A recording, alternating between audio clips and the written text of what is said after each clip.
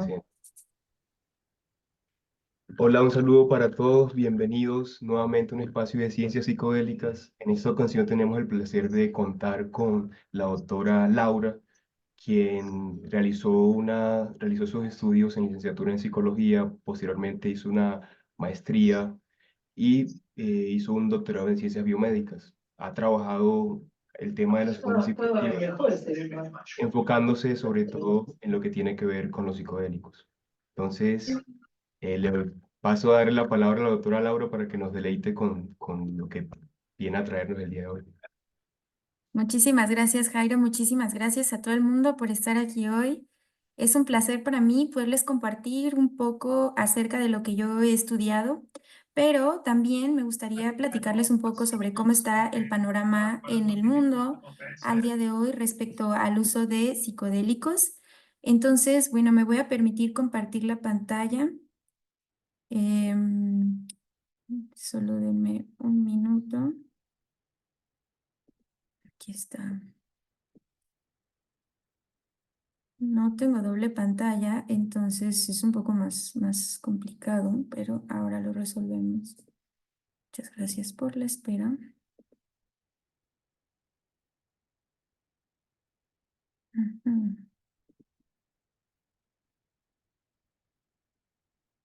Listo. No sé si me puedas hacer favor, Jairo, de decirme si se ve mi pantalla principal o se ve la que es de PowerPoint.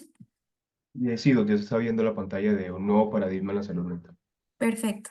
Bueno, pues muchísimas gracias. Una vez más, les agradezco por estar aquí y hoy esperaría poder dar algún material para que pudiéramos charlar acerca de cómo en el mundo ha cambiado esta percepción que se da en el estudio alrededor de los psicodélicos.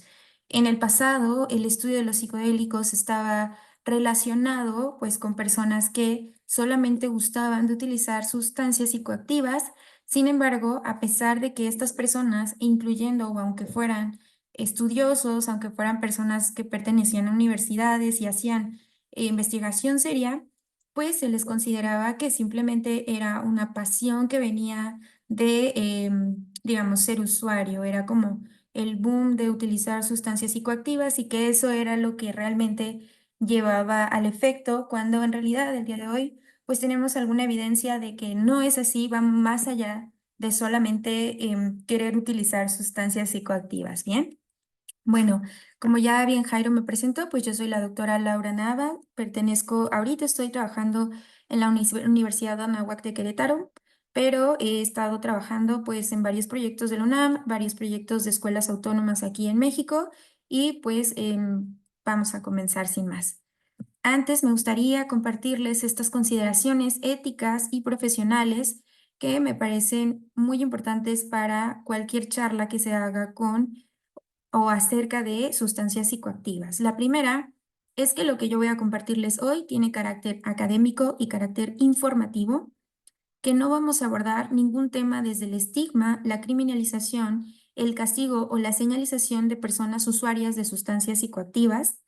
Las personas que usan sustancias psicoactivas o drogas son personas que tienen dignidad y que merecen respeto, y la idea de compartir toda esta información siempre será que las personas tomen decisiones responsables sobre su consumo de sustancias. Siguiente, que es la primera regla de la reducción de riesgo y daño, que es si no consumes, no consumas.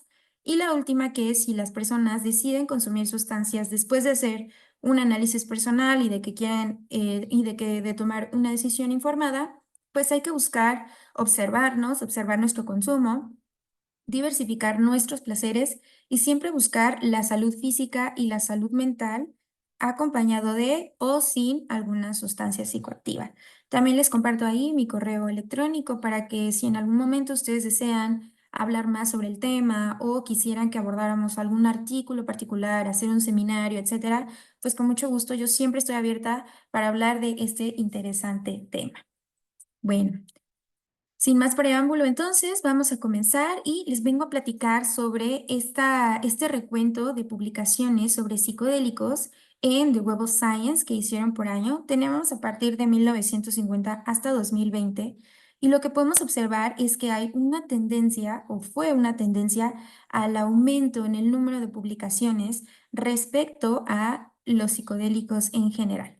¿Esto qué nos quiere decir? Pues bueno, en primer lugar, que hay un gran interés por la comunidad científica por estudiar cuáles son los efectos, para estudiar cuáles son las características de cada uno de los componentes de las sustancias psicodélicas y por supuesto, pues hacer propuestas de cuáles podrían ser sus potenciales terapéuticos. ¿Qué, mi amor? ¿Perdón? En la cocina, que todo está. Ay, creo que no era a mí. Bueno. No, tranquila, continúe. Sí, muchas gracias, qué amable. Bien, tenemos también aquí que en la última década, si ustedes ven en la gráfica anterior, pues tenemos desde 1950 hasta 2020, pero estos son datos de la última década, de 2014 a 2024. En el buscador es algo que ustedes pueden hacer también en diferentes bases de datos o en diferentes lugares donde uno busca literatura científica. Puedes hacer algunos filtros para buscar cuáles son la información que te interesa, ¿no? Entonces yo busqué metaanálisis, ensayos clínicos, ensayos controlados en los últimos 10 años que involucraran dos sustancias, la psilocibina y el LSD. Y como ustedes pueden observar, me permito usar el puntero láser, pues tenemos aquí en el 2014 alrededor de 5, pero para 2024 estamos hablando que es medio año, va a la mitad del año y ya hay alrededor de 25 publicaciones.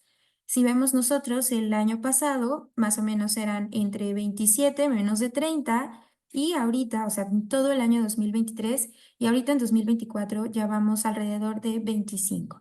Esto nos quiere decir que, como ya les había mencionado anteriormente, el interés por la comunidad científica en comprender diferentes sustancias pues va en aumento.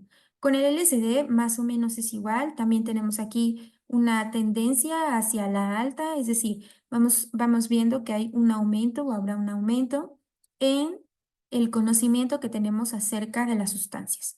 Tal vez ustedes se preguntarán por qué hay más sobre psilocibina que sobre LSD, por qué la psilocibina sí se ve como que hay un aumento más grande. Bueno, pues porque en diferentes ensayos se ha demostrado que con la psilocibina pues hay una mejoría en la dosificación, es decir, como un mayor control sobre la dosificación, los efectos también han podido monitorarse un poquito mejor y también se ha observado que han tenido mayores o mejores efectos. También es importante compartirles que hay algunos estudios que van a involucrar seres humanos y otros que van a involucrar otros seres vivos, ¿no? Por ejemplo, otros mamíferos o pueden hacer ensayos in vitro, etcétera. Y lo interesante de esto es que cada uno de estos estudios pues nos va aportando un poco más de información. Ahorita vamos a ver qué tipo de información. Siguiendo entonces, porque no hemos definido qué son las sustancias psicoactivas, cuáles son las drogas, que por cierto, en esta presentación me voy a permitir a utilizar la palabra droga, la palabra sustancia psicoactiva y la palabra psicodélico de manera general, los voy a usar como sinónimos, principalmente porque no quiero que se utilice la palabra droga como una palabra estigmatizante. La vamos a ver como aquella sustancia química que genera un efecto en el cerebro, al igual que sustancia psicoactiva. Y entonces, bien, tenemos aquí una clasificación de las drogas o sustancias psicoactivas por sus efectos. Si ustedes observan, tenemos estimulantes, depresoras, alucinógenas y algunos medicamentos que van a ser antipsicóticos. Lo interesante de esta, y a mí me gusta mucho esta imagen, es que a pesar de que las sustancias pertenezcan a un grupo, en algún momento estas sustancias también pueden tener efectos que están mezclados, que están combinados. Y ojo, no me refiero a que la sustancia que uno consume está mezclada. Por ejemplo, podría hablar tal vez como del TUSI, que tiene MDMA, pero que también puede tener otras sustancias, sino más bien que en sí misma, cuando está purificada, puede tener efectos de una cosa o de la otra. Y más adelante vamos a ver un poquito por qué puede ser o por qué puede compartir más de una. La definición general de psicodélicos pues va a ser esta sustancia psicoactiva que va a alterar, modificar la percepción y la cognición, generando estados no ordinarios de conciencia. Nos referimos con un estado no ordinario o un estado alterado, que eso es también como de pronto una palabra estigmatizante, pero un estado no ordinario es un estado que se sale de la normalidad de una persona cuando no tiene el efecto de una sustancia, es decir, médicamente hablando, como un estado de vigilia, un estado de alerta, y que además también va a generar cambios en la percepción general y en la cognición. Ahora bien, estos estados pueden incluir alucinaciones, distorsiones sensoriales, cambios en el pensamiento, cambios en las emociones y a veces, pero pues los psicodélicos sí estarían más de ese lado, algunas experiencias místicas o experiencias espirituales. Y yo agregaría aquí que además de esto puede haber cambios profundos o cambios en la personalidad. Por otro lado, algo novedoso que hay ahorita en el estudio de psicodélicos es que están buscando una palabra que sea mucho más adecuada para los efectos particulares de las diferentes sustancias psicoactivas, principalmente las que conocemos como clásicas, LSD, MDMA, los hongos psilocibe, etc. Uno, psicoplastógenos, referente a la plasticidad cerebral. Otros entactógenos o empatógenos debido a que sus efectos particularmente van a promover la prosocialidad y catalizadores comportamentales o catalizadores conductuales. Cualquiera de los tres me parece también como un refinamiento en el nombre de las sustancias a las que nosotros nos interesan, porque al final de cuentas nos vamos a mover un poquito, ojo, solamente para fines como académicos y de estudio de sustancias, nos vamos a mover un poquito como de la filosofía hacia la ciencia básica o hacia la psicología.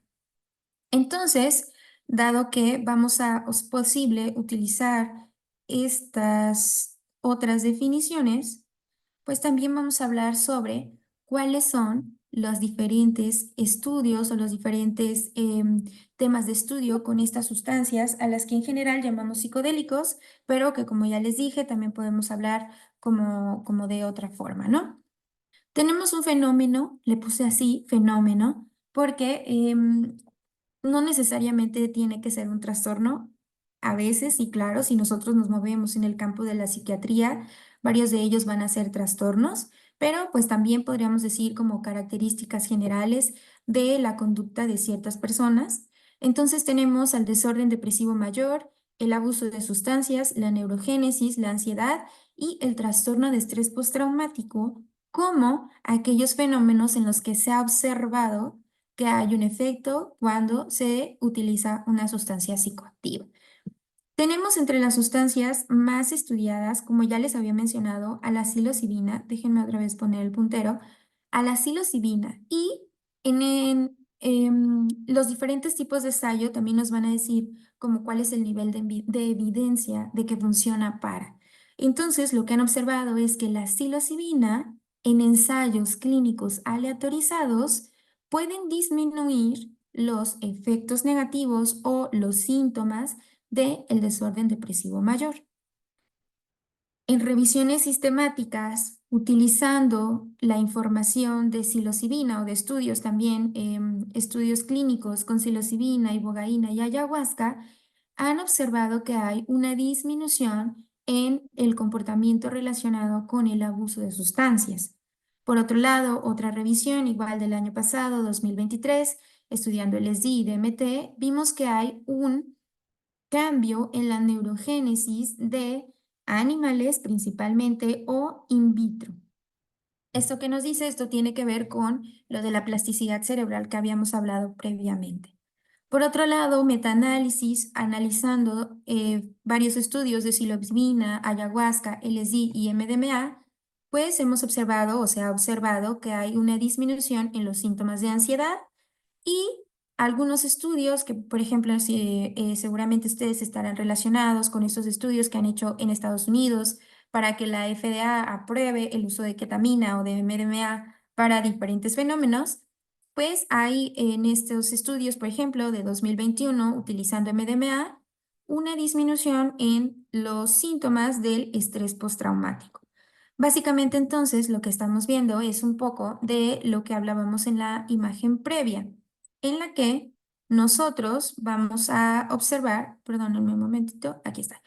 Vamos a observar que el uso controlado de estas sustancias tiene un efecto terapéutico para las personas que manifiestan o tienen el diagnóstico de trastorno depresivo mayor, abuso de sustancias, ansiedad o trastorno de estrés postraumático, y que esto se asocia con cambios a nivel cerebral. ¿A qué nivel cerebral? Desde el nivel molecular, nivel celular, hasta de conectividad funcional cerebral. En este nuevo paradigma, entonces, en resumen, tenemos evidencia clínica que sugiere que las sustancias psicodélicas producen cambios que van a ser, ojo, uno, rápidos y otros sostenidos para varios objetivos terapéuticos. También es cierto que en los estudios con humanos se ha descrito que hay factores que van más allá del fármaco para modular las respuestas terapéuticas. Es decir, no es solamente la sustancia la que va a hacer el efecto, sino que también hay otras cosas que van a influir en este efecto. Y eso ustedes seguramente lo van a saber muy bien, ya que han estudiado psicodélicos. Sabemos que existe el set, que existe el setting, y también ahora se integra, o bueno, se aumenta la parte de la integración. Por otro lado, toda la parte de estudios con animales, pues nos enfoca o se enfoca en estudiar los cambios en la activación neuronal y en la plasticidad. Y pues bueno, como ya les había dicho, estos clásicos que vamos a llamar LSD, psilocibina, van a tener una actividad en ciertos receptores que, dependiendo de la dosis, van a modificar la cognición, la emoción, el pensamiento, etcétera. ¿Cómo pasa esto? Bueno, Heifetz y sus colaboradores en 2023 proponen dos modelos que implican o explicarían por qué nuestra perspectiva cambia, por qué todos estos resultados existen, por qué hay psicoplastógenos, por qué son empatógenos, por qué. Bueno, tenemos el primero que es el modelo psicoplastógeno y lo que nos dice es, básicamente, las sustancias psicodélicas van a tener, o psicoactivas, van a tener un efecto a nivel de receptores en el cerebro, y esta activación o modulación en los receptores modifica la actividad y comunicación de una estructura cerebral con otras. En el ejemplo que tenemos aquí, tenemos a la corteza prefrontal y luego tenemos el núcleo accumbens, la amígdala, y tenemos también a la sustancia gris periacueductal, que van a ser modificados por el uso de sustancias psicodélicas y que además van a dar sus principales efectos. Luego entonces tenemos el siguiente modelo, que es el catalizador del comportamiento, y aquí vamos a incluir la preparación, la administración de la sustancia psicoactiva y la integración como aquellos factores que van a modificar cómo el comportamiento se modifica. Ya sé, perdón, creo que acabo de decir algo un poco enredado, pero básicamente no es solo la sustancia actuando en mi cerebro, sino que lo que hay alrededor va a modificar mi comportamiento. Y creo que ustedes, si alguno aquí hay alguien, o sea, si hay alguien que haya tenido una experiencia psicoactiva con cualquier sustancia, no solamente con psicodélicos, podrá dar fe que cuando estás en cierto estado particular emocional y estás en cierto ambiente, el efecto de la sustancia, a pesar de que sea la misma sustancia, va a cambiar. Y entonces, todo esto que acabamos de ver se va a resumir en una palabra que se llama psicofarmacología. No es aquí en la clase, nada más es para practicarles un poquito acerca de cómo nosotros vamos a tener una droga o sustancia psicoactiva, que es un poco lo que ya les había mencionado, y que esta, siendo una sustancia química que va a tener un origen ya sea natural o sintético, va a tener por estas propiedades químicas una acción. Y esta acción va a, si ustedes siguen aquí como este dibujo, tenemos cualquier presentación de una sustancia psicoactiva que podemos incluir la marihuana, el alcohol, el MDMA o los hongos psilocibe. Estos, si me siguen ustedes en el puntero, van a ver que cuando una persona las ingiere, estas van a actuar a nivel cerebral. Y entonces vamos a tener un cambio en la conducta, un cambio en la emoción y un cambio en las funciones cognitivas. Y tenemos aquí abajo, por acá, dice, puede ser susceptible a crear dependencia física o psicológica. Como yo empecé a decirles, la perspectiva desde la que yo estudio sustancias desde los inicios es una perspectiva no estigmatizante. Sin embargo, es mi deber también mencionar que las sustancias, a pesar de tener un bajo nivel de dependencia que sea comprobado, no significa que esta dependencia no pueda existir. Yo sé que a veces a personas que son consumidoras de sustancias esto puede resultarles irritante, ya que es muy fácil decir, yo consumo, pero no me voy a hacer dependiente, no voy a tener ninguna adicción, yo no tengo problema con mi consumo. Ojo, cuando nosotros, esto es como un tip, ¿no? Yo trato a algunos pacientes que tienen abuso de sustancias y que quieren disminuirlo o dejarlo. Yo siempre hago esta pregunta como, bueno, y entonces, si tú consideras que esta sustancia te sirve para algo y tú la ocupas constantemente para ese algo, ¿por qué no le llamarías a eso dependencia? Es decir, si ustedes tienen la idea en general de que la comida sabe más rica, de que te concentras mejor, solo puedes dormir cuando consumes una sustancia, estamos hablando de que el cuerpo o la mente ya están utilizando esa sustancia como eh, un ancla para hacer correctamente esa función. Me gustaría de verdad como discutirlo con ustedes también para ver qué es lo que opinan al respecto porque pues ciertamente esta idea a veces es algo como que escoce, ¿no?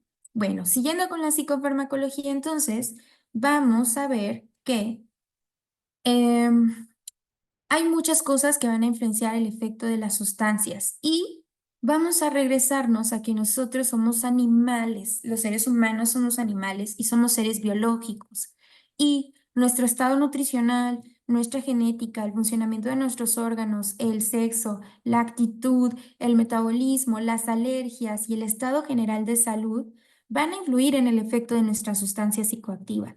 La cantidad de grasa que tengamos en el cuerpo, si tenemos o estamos en una parte del ciclo menstrual, etcétera, todo eso puede modificar o alterar el efecto de la sustancia. Por otro lado, lo que ya sabemos, pues el entorno va a modificar cómo la sustancia va a tener un efecto, ya sea exacerbado o disminuido, y por supuesto la sustancia en sí misma, qué tipo de sustancia es, qué dosis es, qué tan pura está y cómo interactúa con otras sustancias. Esto de las sustancias psicoactivas no es un asunto sencillo. Todas las personas que están aquí se interesan en la psicodelia, en su estudio y en su experiencia. Creo que es parte de nuestra responsabilidad entender que hay muchos factores que van a modificar el efecto de una misma sustancia. Y entonces, a veces, por ejemplo, podemos experimentar que la misma sustancia en un día distinto, aunque venga de la misma persona que lo vendió, aunque yo sea quien lo haya sembrado perdón, me distraje un poquito, pero bueno, que nosotros seamos los que hayamos controlado desde el crecimiento hasta el final, hasta el uso de la sustancia, eso, de todos modos, por nosotros mismos, por el entorno, puede modificarlo. Y luego tenemos otro, que es la vía de administración, es decir, la forma en que la sustancia va a llegar a nosotros. Ya sea que nosotros lo usemos por los ojos, la nariz, por la boca, lo inyectemos por el recto, por la piel, esta sustancia va a alcanzar el torrente sanguíneo y entonces va a viajar por este torrente hasta llegar a todo nuestro cuerpo. Ojo, pasa por todos lados y se va a quedar o va a tener su efecto en nuestro cerebro, ahora sí, como vimos al principio, en receptores particulares dependiendo de las características químicas de esta sustancia. Y es lo que llamamos nosotros farmacodinamia o lo que está aquí explicado en el dibujo. Si ustedes me siguen, tenemos acá una sustancia psicoactiva X que va a ser administrada y que va a llegar a nuestro cerebro, que es donde nos quedamos en el primer diagrama. Y aquí en nuestro cerebro va a haber neuronas, va a haber astrocitos, son células de nuestro cerebro que vemos acá en medio, en la que tenemos, si ustedes conocen acá, esta es una sinapsis tripartita y básico, súper básico, pues entonces va a llegar una señal, se van a liberar neurotransmisores, esos neurotransmisores se van a unir a receptores y la señal continúa. Y esta señal puede ser excitatoria o puede ser inhibitoria, que nos va a dar a nosotros un estado de ánimo diferente, dependiendo de dónde esté esta misma sinapsis tripartita. ¿Dónde puede actuar una sustancia psicoactiva? Bueno, en la liberación de los neurotransmisores, se puede unir a ciertos receptores o incluso podría estar aquí en este espacio para impedir que otro neurotransmisor se una. Tengo aquí unas preguntas, Jairo, no sé si quieres que las veamos de una vez antes de continuar. No sé qué tan urgentes sean. Como le parezca mejor, ¿no? A ver, tiqui, tiqui, tiqui. Ah, creo que... Ok, ok, súper. Ya, vi que era la experiencia de una persona, entonces no pasa nada. Voy a continuar. Muchas gracias, Jairo.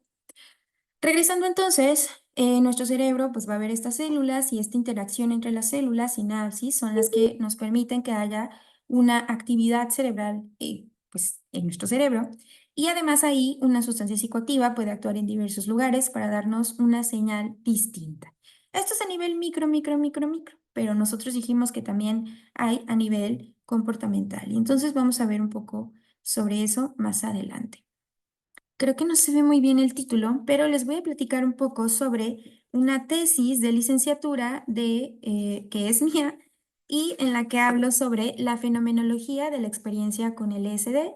Con esto voy a terminar, pero quiero como más o menos resumir como algunas cosas de las que les he hablado, particularmente de cómo una sustancia va, aunque todavía o en este estudio no analicé cuáles son los efectos celulares o moleculares, sí puedo hablar de la experiencia de las personas y cómo esto podría ser explicado por la actividad cerebral.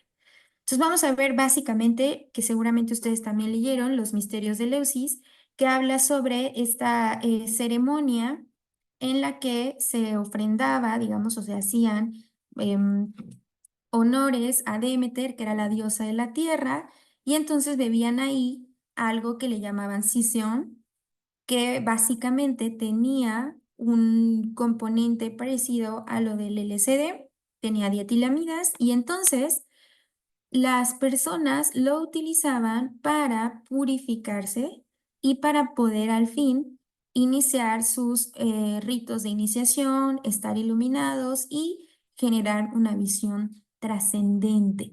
Es decir, en una ceremonia de purificación para la diosa de la tierra y de la agricultura, era necesario tomar un brebaje que hiciera que tú cambiaras tu visión hacia lo trascendente, de lo trascendente y que te iluminaras. ¿Y con qué pasaba? Pues con una sustancia que tenía justamente un derivado de, pues del LSD. Ahorita más o menos les explico. Por otro lado, porque nosotros vamos viendo como varios contrastes, también tenemos noticias sobre el mal del pan. No sé si ustedes están familiarizados con de dónde viene el LSD, pero para quien no, pues sabemos que viene de un hongo que se llama cornezuelo y que este cornezuelo pues crece en el centeno. Y el centeno pues es un cereal que se utiliza para hacer pan. Entonces fíjense que existía algo que se llamaba ergotismo convulsivo o ergotismo gangrenoso. Y en este las personas que comían un pan particular contaminado pues tendían a tener un comportamiento ahí extraño, ¿no? Ciertas convulsiones, las personas con este mal del pan las llevaban a lo que antes llamaban manicomios, que son hospitales psiquiátricos, y que tenían delirios y varios trastornos, ¿no? Y las personas, pues bueno, era noticia porque comían este pan, se intoxicaban y tenían como estos delirios, alucinaciones y etcétera, ¿no? Estamos hablando acá como de mucho tiempo antes. Y luego vamos a regresar nada más aquí, que después o bueno, que en su clasificación, nuestra sustancia, el LSD, que es ahora del que estamos hablando, pues va a tener varios efectos, tanto estimulantes como alucinógenos, entre otros. Y tenemos aquí a la figura de Arthur Stoll, si bien nosotros conocemos a Albert Hoffman como uno de los principales estudiosos del LSD, pues bueno, no podemos olvidar que Arthur Stoll también estaba utilizando o estaba estudiando el cornezuelo del centeno para crear medicamentos. Si ustedes ven aquí, ¿se acuerdan que se llamaba acá ergotismo? Bueno, eso tiene que ver con de dónde viene, con el ergot, que era este hongo. Y tenemos acá un medicamento que se llama ergotamina, es decir, que hay compuestos químicos que son medicamentos que vienen de, pues, los mismos lugares, ¿no? Ya se lo pueden ustedes imaginar. Arthur Stoll estaba buscando medicamentos para la migraña y medicamentos para los partos, de tener hemorragias. Y pues bueno, gracias a ellos, a él existe la ergotamina y fue cuando llegó a Albert Hoffman, ahora sí, a estudiar, ¿no? Entonces, pues una historia larga haciéndola corta. Tenemos aquí al cornezuelo del centeno, este es el clavíceps purpúrea y esta es la estructura química del LSD. El señor que está aquí es Albert Hoffman y esto que está acá, este cuadro, pues es un cuadro como muy conocido por todas las personas que estudian o han estudiado psicodélicos alguna vez, que es el viaje en bicicleta, ¿no? Nosotros sabemos que en 1943 Albert Hoffman de manera accidental, porque se cuenta como si fuera como súper accidental, pero realmente no lo fue. Si ustedes se dan cuenta, ya había como un trabajo científico detrás.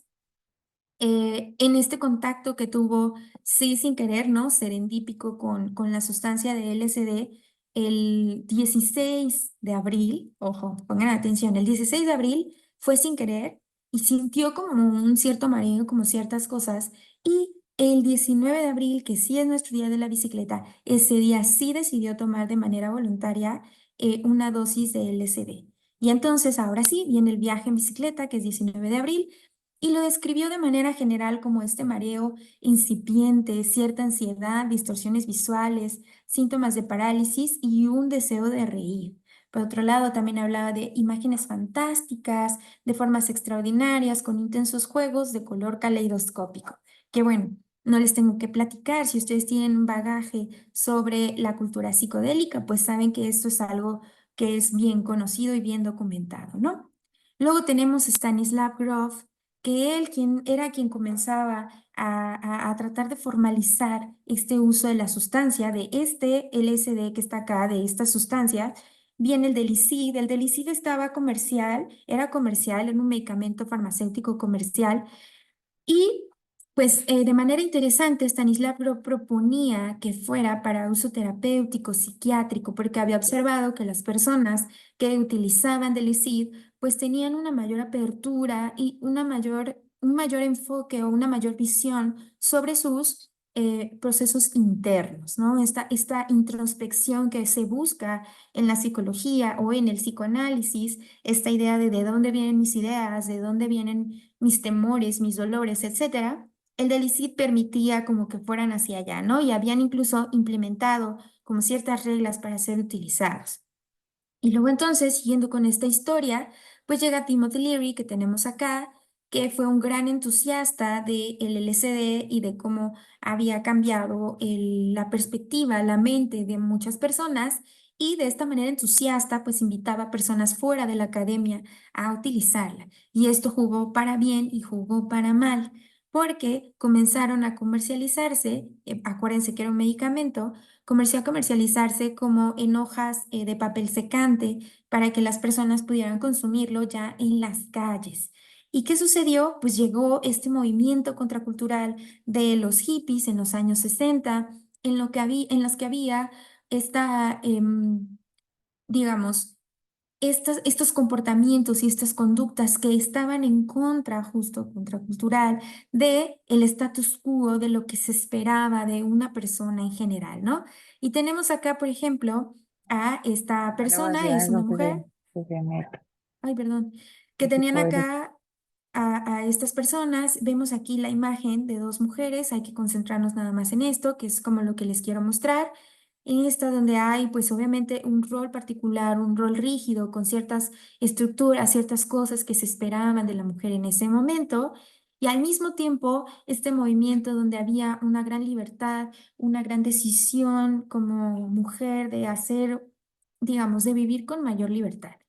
¿Cuál es el problema aquí? Por supuesto que para la sociedad esto no es algo positivo. Esto en cada una de las etapas de la humanidad vamos viendo que hay movimientos que están en contra de lo que está preestablecido, lo vemos en la moda, lo vemos en los discursos, lo vemos ahorita en el movimiento psicodélico, donde hay muchas personas, perdón, que pueden platicar acerca de esto sin temer, ¿no? Sin temer a que sean juzgados y demás, ¿no? Entonces, bueno, básicamente llega este movimiento contracultural, hay un gran peso y entonces las personas que estaban viviendo bajo el efecto, es decir, que habían tenido una experiencia con psicodélicos y que ahora tenían una nueva perspectiva del mundo y de las relaciones, pues comenzaron a estar en desacuerdo con las decisiones del gobierno, con las decisiones que había en su entorno y por lo tanto comenzaron a ser un problema. Comenzaron a ser un problema porque si una persona que después de la experiencia con el SD se vuelve pues más amorosa, más comprensiva, más empática y contagia a otros, pues ya no es una persona, es una masa y esta masa se mueve, esta masa está en contra y entonces esta masa se vuelve el enemigo y llega la prohibición. Y con esta prohibición entonces llegan muchos mitos, llegaban a decir cosas como que había una deformación en los fetos, que se te cocinaba el cerebro, por ejemplo, aquí lo tenemos, ¿no? La imagen. Y hubo una tal desinformación y además una, un gran prohibicionismo, unas actitudes punitivas completamente de las personas que utilizaban sustancias en general y por supuesto eso impactó en la academia. ¿Qué pasó en la academia? Pues obviamente por muchísimos años, ustedes lo saben, por muchísimos años ya no hubo investigación con psicodélicos, porque los psicodélicos cocinaban tu cerebro y hacían que los fetos tuvieran modificaciones genéticas, ¿no? Que después ya se cambió. A lo mejor por ahí han visto un video donde tienen unas arañas y les ponen como diferentes sustancias psicoactivas, cocaína, LSD, etcétera, y ven cómo hacen sus telarañas, ¿no? Que es completamente sacado de contexto, pero bueno. Luego viene, ahora sí, el renacimiento de la investigación psicodélica y tenemos este artículo hermoso que es más o menos de 2014, si no me equivoco, 2014-2016, de Robin Carhart Harris, en el que ahora sí, por primera vez vemos en un resonador magnético cuáles eran los cambios a nivel cerebral cuando la persona estaba bajo el efecto de la sustancia psicoactiva, que en este caso era LSD. De manera súper rápida les explico, ustedes tienen dos cerebros aquí, pueden adivinar perfectamente cuál es el del LSD.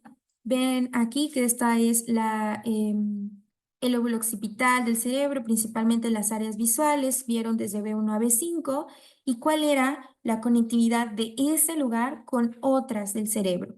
Sabemos, como habíamos visto antes, pues que en el estado psicodélico con el LSD, pues había ciertas alucinaciones, visiones, distorsiones visuales, etcétera. Y pues bueno, aquí es como hacen esta semilla, la ponen y entonces ven que realmente en nuestra corteza occipital y principalmente en las áreas visuales de nuestro cerebro se comunican mayormente con otras áreas del cerebro, ¿no? Yendo hasta las frontales, pasando por temporales, parietales y por todos lados.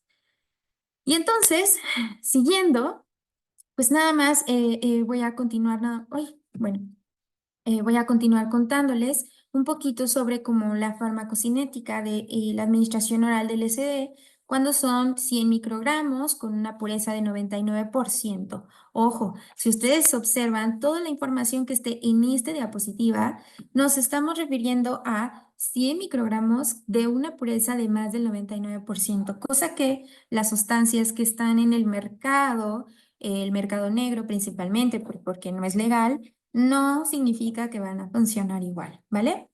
Concentraciones máximas alrededor de 1 hora y media, después de que fue administrado, una vida media de 3.6 horas a 4.5, y pues bueno, que administrada por vía oral se elimina más o menos en 24 horas y que las respuestas subjetivas, es decir, como este efecto más agudo del LSD, pues más o menos a las 2 horas y media, un poco después de que hayan alcanzado su máximo a nivel de la sangre o de plasma. Y bien padre que, bueno, que seguramente ustedes también saben, el efecto de la sustancia pues es de alrededor de 12 horas, ¿no? Entonces tenemos en este camino que administrado por vía oral a la hora y media tiene su pico en la concentración en la sangre, luego después de 24 horas ya se eliminó, las respuestas subjetivas máximas son a las 2 horas y media, pero 12 horas van a continuar con el efecto. Y entonces vamos a avanzar hacia, hacia cómo funciona, porque nosotros dijimos que cambia la conducta, pero también cambia el cerebro, y hablamos como de esta plasticidad, debido a que, como ya les había mencionado, hay una estructura química que se parece mucho en su estructura a la serotonina. Entonces, quiere decir que por su parecido con la estructura química puede unirse a los receptores de serotonina. Ustedes saben que principalmente el LSD va hacia receptores que son 5-HT2A porque pues su estructura química lo permite. Y tenemos acá en general cuáles son como los efectos, ¿no? Ustedes saben que nosotros vamos a tener esta cantidad de receptores pues en la corteza prefrontal, que ya la vimos antes, cómo se comunica con el núcleo accumbens, cómo se comunica con la amígdala, pero también se comunica con áreas que son más de tronco. Se comunica con el locus coeruleus, por ejemplo, con el área ventral tegmental, y además va a modificar la acción de receptores dopaminérgicos. ¿Qué estoy diciendo? Que básicamente se va a generar una cascada completa de efectos, más allá de solo unirse al receptor y generar una alucinación. Quiero que sepan y se lleven el día de hoy que cuando una sustancia entra al cuerpo y se une a un receptor en el cerebro, siempre hay más que solamente que se unió ahí y se fue. Ya. Luego entonces tenemos también que, ay, pues es que yo iba a hablar de fenomenología y entonces la fenomenología, pues vamos a decir que encuentra dentro de la investigación cualitativa y es cuál es la experiencia de vida de las personas respecto a un fenómeno particular. Es decir, lo que se busca en fenomenología es conocer lo subjetivo de la experiencia para saber cuál es el significado para esa persona. Y entonces les voy a platicar de estas entrevistas en profundidad que realicé en la Ah, mira, licenciatura. Fueron 6 te entrevistas a digo. profundidad para hombres entre 23 y 27 años. Les quiero comentar que por qué fueron solo hombres, porque en el momento en el que esta investigación fue hecha, se consideraba que las mujeres, por el factor hormonal, podían no tener o podían existir cambios en los resultados. Eso, afortunadamente, al día de hoy ha ido tratándose de cambiar porque tratamos de saber cómo funciona el cerebro humano femenino, cómo es que el cuerpo de la mujer funciona. Básicamente esto es algo también nuevo, ¿no? Entonces, en el momento en que esta experiencia, perdón, en el que esta tesis fue realizada, todavía mis asesores hablaban de los hombres tienen menos sesgo, ¿no? Completamente discutible, por supuesto, pero pues era lo que había en el momento. Criterios de inclusión, bueno, de inclusión, perdón, pues mayores de edad, que hubieran tenido una experiencia con el SD, que no hubiera ningún daño orgánico ni trastorno psiquiátrico diagnosticado. Ojo, que no estuvieran bajo el efecto de ninguna sustancia legal o ilegal durante la entrevista. Ninguno. Estos no fueron en estado agudo, fueron entrevistas posteriores y por supuesto su consentimiento informado y la disponibilidad de tiempo. Eso que les estoy platicando ahorita no está publicado todavía. Hay algunas cosas que no he podido arreglar para que sea publicada, pero pues bueno, tienen ahí más o menos la primicia, ¿no? ¿Cuál era el objetivo? Pues bueno, ver cuáles eran las experiencias y cuáles eran los efectos a varios niveles de la experiencia con el SD. Las características de la experiencia, pues bueno, tenemos aquí que la edad de la primera experiencia pues estaba variante entre los 17 y los 20 años, estamos hablando como de finales de la adolescencia, principios de la adultez. La dosis consumida, tenemos aquí el ejemplo nada más que es un cuadro. Por supuesto que ellos no podían hablarme de microgramos, pero podían hablarme más o menos de la concentración que había en una dosis como pues de un cuadro. Y entonces lo máximo, fíjense bien, lo máximo era un cuadro y lo mínimo algunos era básicamente pues un cuarto. Estamos hablando de que tenían la experiencia con una dosis muy pequeñita, que eso también es algo ya documentado, dosis pequeñas que causan efectos muy grandes. Ay, no sé cómo vamos de tiempo, perdónenme. Ya voy. El tiempo que había pasado desde la última experiencia, tenemos desde 3 meses hasta más de 12 meses. Estamos diciendo que tenían la experiencia fresca, pero al mismo tiempo había sido el efecto tan profundo que algunos de los efectos de los que nos hablan, pues ya había pasado más de un año y todavía tenían como estos vestigios, ¿no? De esto. El primer contacto con la experiencia, en general les platico, había sido a través del arte, a través del internet y a través de otras personas que les habían hablado de cómo el LSD transformaba al ser humano, te podías descubrir a ti mismo y pues las sensaciones sensoriales, ¿no? Lo sensorial que había alrededor de la experiencia. Y pues bueno, tenemos aquí respuestas de entrevistados, como ya les decía, me puse a buscar en internet, el internet no es la mejor forma, pero así lo hice y pues busqué en internet, ¿no? Hablando del set y del setting o del contexto, pues ellos hablaban de que buscaban un lugar que no estuviera desarreglado, que por supuesto el efecto dependía de lo que estaban haciendo y que este lugar en el que estabas y cómo te sentías cambiaba tu comunicación con otras personas, la forma de tratarlos y que pues si todo estaba en armonía era un momento muy agradable para otras personas. Tenemos aquí esta representación en tamaño de letra con la palabra más repetida en las diferentes etapas de la experiencia y tenemos aquí el antes, ¿no? Y en el antes la palabra más repetida era saber. ¿Pero qué querían saber? Bueno, pues nos dicen, quería saber si podía ser responsable de las consecuencias de mis actos. Para mí, mi forma de pensar sigue siendo como una búsqueda de mí mismo a partir de detonantes que normalmente no tendría. Y luego hablan, este nerviosito de comprarlo, buscarlo, el nervio de comerlo, es nervio emoción, es un poco la espera, como a ver a qué hora, ¿no? Durante tenemos aquí varias palabras, pero fíjense, tenemos ver, tenemos sensibilidad, sensaciones, sentimientos y ser. Y nos dicen durante es una empatía con lo que hay alrededor de ti, empiezas a sentir lo que otra persona siente. Se llega a un estado en lo que aunque yo intente ignorar lo que no me gusta de mí, para donde yo voltee eso va a estar. Y que a lo mejor estas cosas de las que habla no te gustan y puedes mejorarlas o a lo mejor lo aceptas, ¿no? Es como, ya eres así y por más que intentes cambiar, no vas a poder cambiar y aprender a vivir contigo mismo, a hacer las paces con uno mismo. Estamos hablando de que este es el efecto durante, ¿no? Y otra persona, otro entrevistado nos dice, me vi sonriente y me la creí, me quedé sonriendo frente al espejo no sé cuánto tiempo, no sé si fue Narciso, no sé si fue el ácido, el LSD, o tal vez, solo tal vez, fue en ese momento que me aprendí a querer y me quise. No es poco, no es poco para la psicología, para las neurociencias, para la filosofía, esto no es poco. Tenemos después, ¿no? ¿Y después qué? Pues bueno, aprende sentimientos, expresar sentidos, experiencia, aceptarme, disfrutar, ¿no? Y me dicen una característica de los efectos, de los estados alterados, modificados de conciencia es la inefabilidad. Y nos dicen, las palabras en esto no funcionan. Es como un entendimiento, una comprensión que vas más allá de las palabras. Es muy mágico lo que pasa dentro de ti. Otra persona, después del LSD fue como aprender un poco a yo poder decirme las cosas que sentía. Antes no hablaba con nadie y después busqué una nueva manera de expresar lo que estoy sintiendo.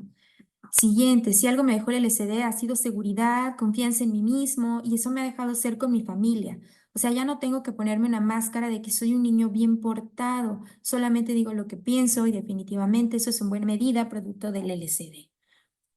Por último, la valoración personal de la experiencia, pues nos dicen, me dejó encontrar un poco lo mejor que había en mi vida, que hasta cierto punto era muy cotidiana, muy normal, muy tranquila, pero desde eso que pasó ya no es lo mismo, no hay paso atrás, crucé la puerta y ya está del otro lado, ¿para qué regresar?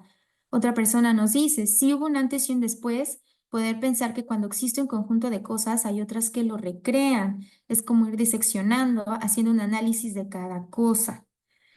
Déjeme ver lo último, a ver si hay algo como relevante. Necesitamos una forma de conocernos mejor a nosotros mismos y necesitamos cómo poder disipar dudas. Creo que también el consumo de LSD nos ayudaría mucho a pensar porque la realidad no es lo que percibimos normalmente, sino que puede percibir de otras muchas maneras. En conclusión de este estudio fenomenológico, decimos que las personas entrevistadas reportaron haber tenido una buena y significativa experiencia con LSD, resolvieron conflictos internos, mejoraron la relación consigo mismos y esto les resultó una experiencia gratificante y transformadora que mejoró sus relaciones interpersonales después de haber tenido la experiencia. Ahora bien, repasando lo que ya dijimos, el efecto de la sustancia depende de las condiciones de la persona y del lugar donde se encuentran. Y pongo aquí una cita de Albert Hoffman, que es el creador o bueno, el químico, ¿no? que sintetizó el LSD, que nos dice, es necesaria una preparación especial interior y exterior para que un ensayo con LSD se convierta en una experiencia razonable. La LSD puede abrirnos los ojos, sin embargo, hay otros caminos como la meditación, la danza, la música y el ayuno. De esta manera, entonces, concluimos como una sustancia psicoactiva, una sustancia psicodélica que también tiene modificaciones en la plasticidad, puede modificar la conducta e incluso las emociones y la cognición de la persona. Tengo aquí un resumen de una experiencia responsable con el SD que hicimos con las personas entrevistadas que pueden ser útiles para las personas que se quieran acercar, aunque ya repetimos, si no consumes, no consumas. Si consumes, tienes que vigilar cómo lo haces, diversificar tus fuentes de placer y, por supuesto, observar siempre el qué y el para qué. Esto se los dejo aquí, le pueden hacer como un screenshot y con mucho gusto también se lo pongo, comparto a Jairo para no leerlo y poder terminar a tiempo. Creo que abarqué todo lo que quería abarcar. Muchísimas gracias. Si tienen alguna pregunta, pues estoy aquí para ustedes. Bueno, reiterando el agradecimiento a quienes nos acompañan el día de hoy y sin duda especialmente agradecidos con la doctora Laura, quien con su excelente ponencia nos trajo este tema a colación, un tema de gran relevancia como lo son los psicodélicos. Hay unas preguntas interesantes en el chat, lastimosamente no tendremos el tiempo para abarcarlas todas, así que abordaré algunas que me parecen más pertinentes a lo que se trajo a colación el día de hoy, comenzando por esta que tiene que ver preguntan, ¿existe algún estudio sobre los cambios conductuales que produce a largo plazo? Se Mm. refiere como el LSD. Ujú. Hay algunos estudios, les recuerdo un poquito que lo que se ha analizado ahorita son los efectos sobre ciertos trastornos en particular. Y lo que hacen es repetir como algunas escalas sobre ansiedad o depresión. Estamos hablando como de un año, por ejemplo, y lo que han observado es si la disminución de estos síntomas asociados a la ansiedad, la depresión o el estrés postraumático que disminuyen. Les recuerdo que para la ciencia básica no hay como todavía suficiente información para saber qué pasa a más largo plazo. Me refiero a un año, es algo que todavía se conoce, que sí tiene todavía efectos duraderos, 6 meses, por supuesto, pero ya más años. La literatura se va disminuyendo o no cumple con algunos criterios de los que hacen los análisis y metaanálisis. Pero aprovecho también para decirles que las preguntas que no podamos ver, si Jairo tú me haces favor, yo les puedo compartir material o artículos, etcétera, para que puedan revisarlo. Ujú. Claro que sí, también, Muchas gracias. de hecho, si puede colocarnos aquí el correo electrónico o de pronto la Sí, por presentación aparece el supuesto. correo para que de pronto si alguien queda como con la duda pueda enviarle la pregunta y tener una respuesta Ay, directa. claro que Listo. sí. La siguiente pregunta sería, ¿qué tan difícil fue el proceso de realizar ese estudio dentro de tu institución? ¿Fue complejo conseguir los permisos o fue un proceso parecido a que si hubieses hecho con sustancias no psicodélicas? Ejemplo, café, probióticos, etcétera. Ujú. Me encanta la pregunta porque es un poco lo que quería compartir hace rato con Jairo. Fue muy difícil hacerlo. Este estudio fue realizado, o esta tesis es de licenciatura, creo que fue alrededor de 2010, 2011 que fue realizada. La verdad es que casi me cuesta la carrera. O sea, a mí me mandaron pues a la dirección, básicamente, a que yo hablara de por qué quería hacer este estudio. Básicamente lo que antes pasaba era si quieres estudiar LSD es porque quieres drogar a la gente, es porque tú eres drogadicta, con esas palabras peyorativas. Ojo, yo no las uso así, pero así me las dijeron a mí, ¿no? y tuve que buscar por todos lados como la asesoría de alguien que justo encontré al doctor Juan Carlos González, que lo tengo en mi corazón porque justo fue gracias a él que logré ahora sí hacer esa tesis, pero mi tesis estaba enfocada a adicciones. Es como cómo la gente se hace adicta a LSD. Y como yo no lo quería hacer así, porque por supuesto que no estaba interesada en eso, pues tuve que buscar otras áreas, otras ciencias que pudieran justificar el uso. Entonces fue muy difícil, sí, casi no soy psicóloga por eso, por supuesto que sí, pero cuando ustedes tienen una pasión, un deseo, hay que encontrar la forma de llegar ahí y de analizar el fenómeno que les interese. Muchas gracias, doctor. ¿De qué? Una penúltima pregunta. Reflexionando en tu estudio, ¿cómo lo mejorarías si tuvieras la oportunidad de repetirlo? Uy, primero me encantaría repetirlo, me encantaría. Primero, lo que haría sería, mejoraría mi consentimiento informado, porque en el momento que yo lo hice, eso todavía no estaba como tan regulado. Entonces siento que fue que casi les pregunté, ¿me dejas que yo vaya y hable de tus datos? Un poco como medio vago, ¿no? Como que yo creo que mejoraría mi consentimiento informado.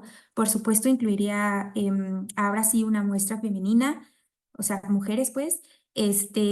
Cualquier persona también como que quisiera participar en el estudio la incluiría. Si tuviera dinero, que es diferente a querer hacerlo, si tuviera dinero, haría resonancia magnética, podría también hacer como, o sea, utilizaría modelos animales para ver como a nivel celular y molecular otras cosas.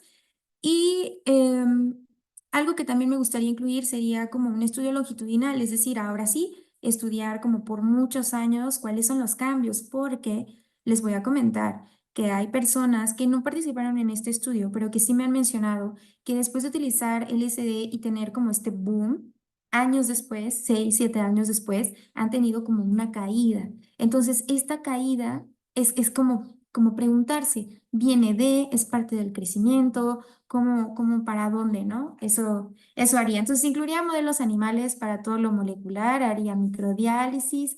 Me encantaría hacer un estudio como los que hacen en el Imperial, ¿no? Como los que hace David Knott, como los que hace Robin Carhart Harris, por supuesto que amaría, ¿no? Amaría. Pero bueno, pues qué tanto, ¿no? Todo, quisiera saber todo. Cumplieron mi sueño, el análisis, el experimento que les mostré de resonancia magnética de Robin, para mí fue como que me dio luz, como que dije, con que eso pasa en el cerebro, ¿no? Eso le pasa a los que yo entrevisté, eso les pasó, ¿no? Es una cosa maravillosa. No, claro, mi vida aquí en esto. Excelente. Y Sí. finalmente, para cerrar, una pregunta que tiene que ver, ya conociendo esta historia de los psicodélicos, donde se enfrenta a unos eventos históricos que posibilitan su prohibición y al mismo tiempo unos eventos históricos científicos, unos hallazgos Ujú, que posibilitan su reestudio o ese renacimiento psicodélico. ¿Cuáles son sus expectativas como investigadora en América Latina? ¿Qué ujú. cree que va a pasar con los psicodélicos a nivel de salud mental y a nivel de investigación? Ok, yo creo que hay que aprender del pasado.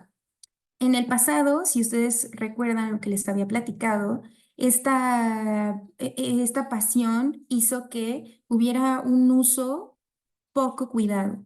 Y entonces lo que sucedió fue como todos hagámoslo, ¿no? El sueño hippie de poner el LSD en el agua para que todos lo tomaran. Esto facilitó la prohibición. Entonces lo que hay que hacer es cuidar eso ahora, hay que aprender del pasado, hay que ser cuidadosos, hay que hacer advertencias, hay que decir, el LSD no es para todos, no es para el mundo. Hay que tener cuidado. Todo esto de lo que les hablé de farmacología, de el efecto de la sustancia mínimo tiene que ver con tu cerebro, contigo, con la sustancia, etcétera, ¿no? Este tipo de advertencias para que las personas no comiencen a usarlo como de manera, le llamaría irresponsable, no estoy segura de que esa sea la palabra, pero poco cuidada, eso sí, ¿no? Poco cuidada de su persona y de esto, ¿no? Esa sería una. Otra, hay muchas cosas que saber todavía. Esto que les presenté aquí es fenomenología, pero no es ciencia básica. Entonces todavía no sabemos qué pasa en grandes cantidades, qué pasa cuando, por ejemplo, qué pasa con los flashbacks, ¿no? Que son una cosa también muy, muy interesante. Cómo puede haber un detonador que te traiga otra vez la experiencia completa, ¿no? Este, mm, creo que, creo que como personas de América Latina nos corresponde estudiar a los psicodélicos porque es en nosotros, es en nuestras tierras donde las plantas de estas plantas crecen, ¿no? La mayoría. Estoy hablando, por ejemplo, de los hongos psilocibe, que son como lo más estudiado y en México o en otros lugares no es como el más utilizado, perdón, el más estudiado. Tenemos a Christian Timmerman, que yo creo que él estudia más bien DMT, pero es un gran referente, ¿no? En los psicodélicos y creo que él ha tenido cuidado. ¿Qué otra cosa podríamos hacer? Importante, no olvidar que antes de ser psilocibina es un hongo psilocibe y antes de ser hongo psilocibe son niños santos para personas mazatecas que lo utilizan en rituales. Es decir, no hay que olvidar que hay un contexto y hay una historia que nosotros no podemos tomar, agarrar y pues colonizar, ¿no? Como básicamente hacer eso. Hay que tener cuidado con todas las personas en comunidades para las que dentro de su cosmovisión esto no es una sustancia psicoactiva, esto es algo sagrado, como no hacer eso, ¿no? Aquí yo tengo conocidos de Oaxaca que me dicen, o sea, aquí ya no se puede caminar en Oaxaca sin que alguien te venda hongos y entonces deja de ser un ritual y se convierte a ser turismo psicodélico. Lo mismo pasa con la ayahuasca, lo mismo con la ibogaína. Hay que tener cuidado con eso, no hay que hacer turismo psicodélico, hay que interesarnos en el fenómeno y estudiar el fenómeno, pero siempre conscientes de que hay detrás mucho más que la sustancia en sí misma, ¿no? Creo que con eso puedo responder un poco. No sé si dejé más dudas, perdón.